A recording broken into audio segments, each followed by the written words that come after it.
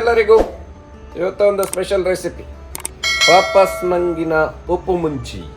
ಇದಕ್ಕೆ ಪಾಪಸ್ ನಂಗ್ ಅಂತ ಹೇಳ್ತಾರಂತೆ. ನಮ್ಮ ಮಡತ್ಯರ್ನ ಸಾವುಲಿದ್ದು ಈ ಒಂದು ಮೀನಿಗೆ ಹೆಸರಿಟ್ಟಿದ್ದಾರೆ, ಅದು ಪಾಪಸ್ ನಂಗ್. ಈ ಪಾಪಸ್ ನಂಗಿಗೆ ಒಂದು ಉಪ್ಪು ಮುಂಚಿ ಮಾಡ್ಲಿಕ್ಕೆ ಉಂಟು ಇವತ್ತು, ವಿದೌಟ್ ಆಯಿಲ್. ಉಪ್ಪು ಮುಂಚಿ ಬಾಳೆ ಎಲೆಯಲ್ಲಿ ಹೇಗೆ ಮಾಡುವುದು ಅಂತ ನೋಡುವ.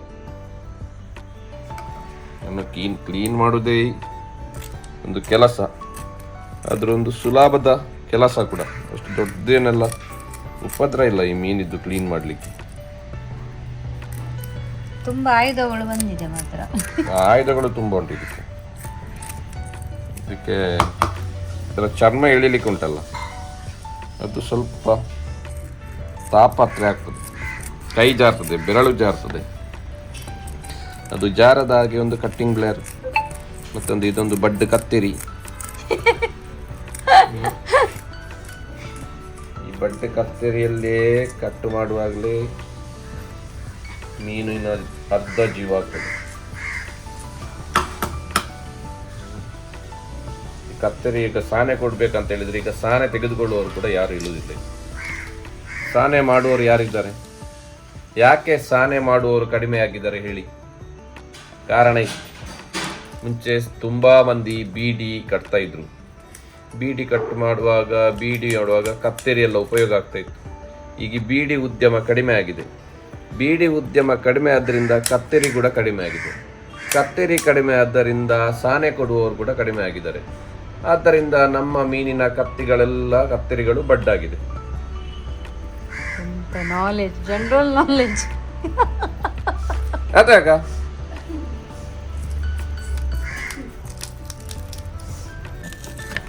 ಇಡ್ತಾರ.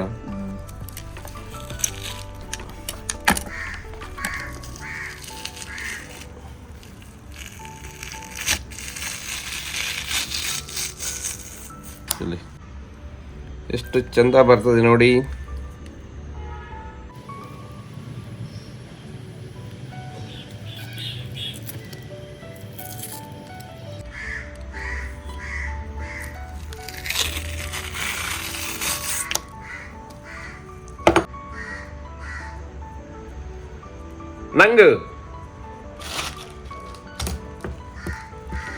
ನಾನು ಇವತ್ತು 3 ನಂಗ್ ತೆಗೆದುಕೊಂಡಿದ್ದೇನೆ ನೋಡಿ, ದೊಡ್ಡದು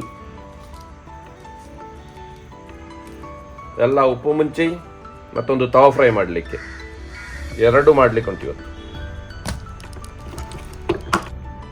ಉಪ್ಪು ಮುಂಚಿ ಮಾಡಲಿಕ್ಕೆ ಮುಂಚೆ ಎಲ್ಲ ಏನು ಮಾಡ್ತಾ ಇದ್ರು ಅಂತ ಹೇಳಿದ್ರೆ, ಅಂಗಡಿಯ ಮೆಣಸೆಲ್ಲ ಹಾಕ್ತಾ ಇರಲಿಲ್ಲ, ಕಾಯಿ ಮೆಣಸು ನೋಡಿ. ಈ ಥರದ ಗಾಂಧಾರಿ ಮೆಣಸು ಹಾಕ್ತಾ ಇದ್ರು. ಈ ಗಾಂಧಾರಿ ಮೆಣಸು ಒಂದು 3-4 ಹಾಕಿದರೆ ಸಾಕು. ಅಲ್ಟಿಮೇಟ್ ಟೇಸ್ಟ್, ಸಿಕ್ಕಾಪಟ್ಟೆ ಖಾರ. ಬಾಯಲ್ಲಿ, ಮೂಗಲ್ಲಿ, ಕಣ್ಣಲ್ಲಿ ನೀರೋ ನೀರು, ಗಂಗಾ ಜಲ ಎಲ್ಲ ಈ ಗಾಂಧಾರಿಯಲ್ಲಿ ಬರ್ತದೆ. ಅದಕ್ಕೋಸ್ಕರ ಇವತ್ತು ನಾನು ಒಂದು 3-4 ಈ ಗಾಂಧಾರಿ ಮೆಣಸನ್ನು ಕೂಡ ಸೇರಿಸ್ತಾ ಇದ್ದೇನೆ. ಹೇಗೆ ಟೇಸ್ಟ್ ಬರ್ತದೆ ನೋಡುವ. ನಮ್ಮ ಬಿಳಿ ಬಣ್ಣದ್ದು ಗಾಂಧಾರಿ ಮೆಣಸು, ಇದರಲ್ಲಿ ವೆರೈಟಿ ಇರ್ತದೆ.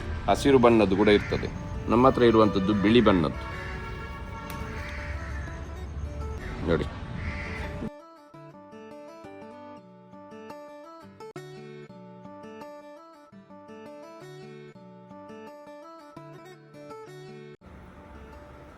ಎರಡು ನಂಗಿನ ಈ ಮೀನಿಗೆ ಉಪ್ಪು ಮುಂಚಿ ಮಾಡಲು ಬೇಕಾಗಿರುವಂತಹ ಸಾಮಗ್ರಿಗಳು: ಒಂದು 50 ಗ್ರಾಂನಷ್ಟು ಕೊತ್ತಂಬರಿ ಸೊಪ್ಪು, 8 ಕಾಯಿಮೆಣಸು, ಗಾಂಧಾರಿ ಮೆಣಸು ಒಂದು 6-7 ಗಾಂಧಾರಿ ಮೆಣಸು, ಶುಂಠಿ ಒಂದು ಅಂದಾಜು 2 ಇಂಚಿನಷ್ಟು, ಬೆಳ್ಳುಳ್ಳಿ ಒಂದು 12-15 ಎಸಳು, ಉಪ್ಪು, ಇದು ಕಜಂಪುಲಿದು ನೀರಿದು, ಕಜಂಪುಲಿಯ ನೀರು. ಉಪ್ಪು ರುಚಿಗೆ ಎಷ್ಟು ಬೇಕು ಅಷ್ಟು. ಉಪ್ಪು ಸ್ವಲ್ಪ ಸ್ಟ್ರಾಂಗ್ ಬೇಕು, ಹುಳಿ ಕೂಡ ಸ್ವಲ್ಪ ಸ್ಟ್ರಾಂಗ್ ಬೇಕು. ಕೊತ್ತಂಬರಿ ಸೊಪ್ಪು ಯಾಕೆ ಹಾಕುದಂತ ಹೇಳಿದ್ರೆ, ಮಸಾಲ ಸ್ವಲ್ಪ ಜಾಸ್ತಿಯಾಗಿ ಬರಲಿಕ್ಕೆ ಕೊತ್ತಂಬರಿ ಸೊಪ್ಪು ಹಾಕುವಂಥದ್ದು. ಆಪ್ಷನಲ್, ಬೇಕಾದ್ರೆ ಹಾಕ್ಬೋದು, ಇಲ್ಲಾಂದ್ರೆ ಬಿಡಬಹುದು.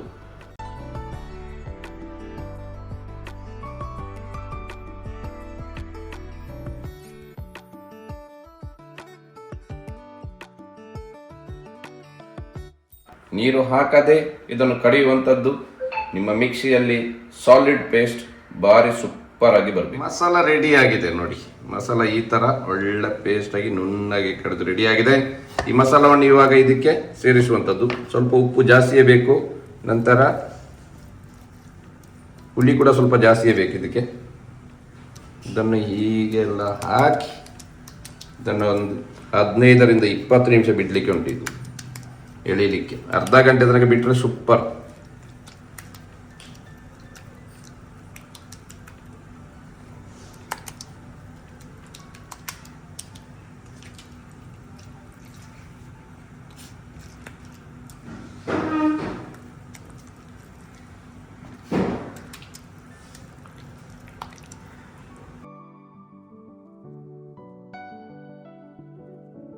ಮಸಾಲ ಎಲ್ಲ ತಾಗಿಸಿ ಆದ ಮೇಲೆ ಇದನ್ನೊಂದು ಅರ್ಧ ಗಂಟೆ ಫ್ರಿಜ್ಜಲ್ಲಿ ಇಡಬೇಕು.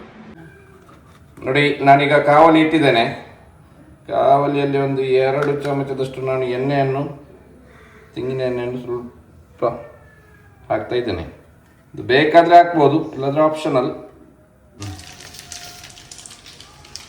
ಉಪ್ಪು ಮುಂಚೆ ಮಸಾಲ ಈಗ ತವಾದಲ್ಲಿ ಇಡ್ಲಿಕ್ಕೆ ನೋಡಿ ಒಂದು ಬಾಳೆ ಎಲೆಯನ್ನು ಇಟ್ಕೊಂಡಿದ್ದೇನೆ. ಈ ಬಾಳೆ ಎಲೆಯನ್ನು ಈ ಥರ ಬಾಡಿಸ್ಕೊಂಡು ಇದಕ್ಕೆ ಒಂದು ಮೀನು ದೊಡ್ಡದುಂಟು, ಅದಕ್ಕೋಸ್ಕರ ನಾನು ಇವಾಗ ಇದನ್ನು ಕಟ್ ಮಾಡ್ತೇನೆ. ಕಟ್ ಮಾಡಿ ಇದನ್ನು 2 ತುಂಡು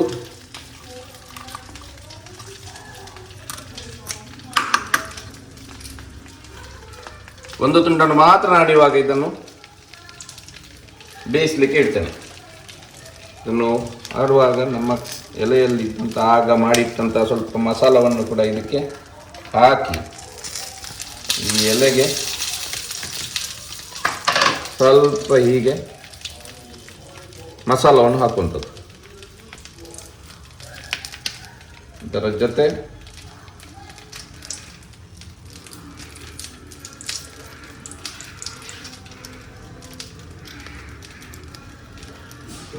ಹಾಕಿ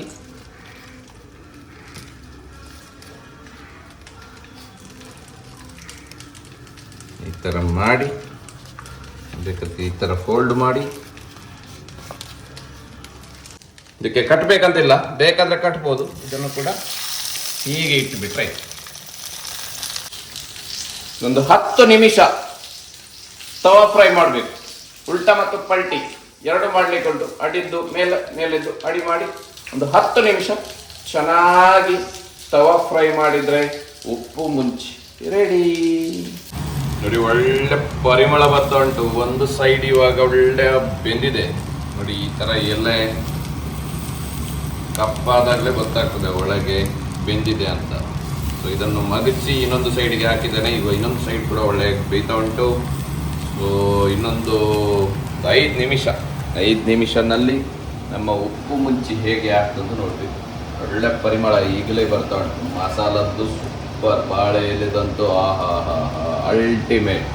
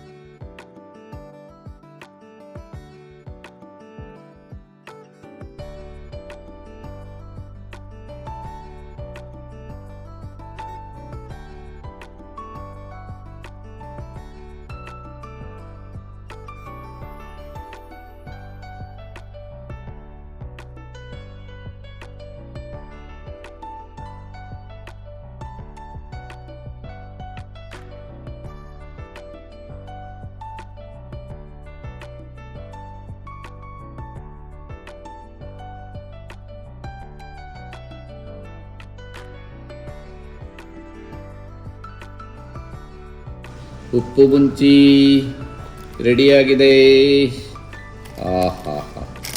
ಸೂಪರ್ ಆಗಿ ಬಂದಿದೆ ನೋಡಿ. ಒಂದು ಗಂಜಿಗೆ ಹೇಗೆ ಆಗ್ತದೆ ಅಂತ ನೋಡಬೇಕು ಇವಾಗ.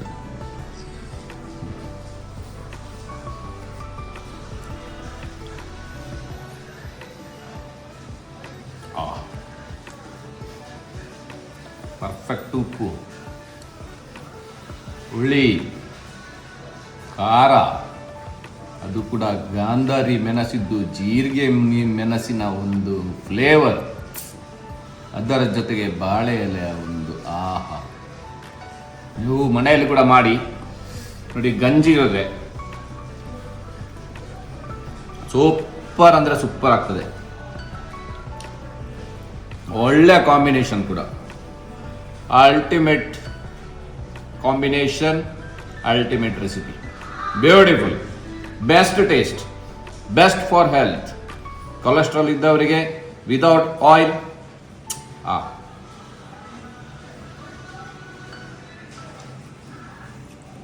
ಎಷ್ಟು ಚೆನ್ನಾಗಿ ಫ್ರೈ ಆಗಿದೆ ನೋಡಿ. ಹೀಗೆ ಬರಬೇಕು. ಹೀಗೆ ಬಂದರೆ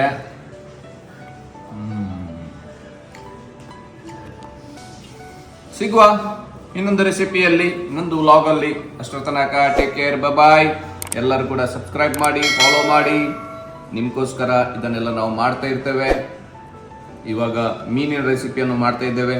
ಒಂದಷ್ಟು non veg recipe non veg ಲವರ್ಸಿಗೆ, ವೆಜ್ ರೆಸಿಪಿ ವೆಜ್ ಲವರ್ಸಿಗೆ ಬರುವ ಫೆಬ್ರವರಿ 18 ಟೇಕ್ ಕೇರ್, ಬಾಯ್.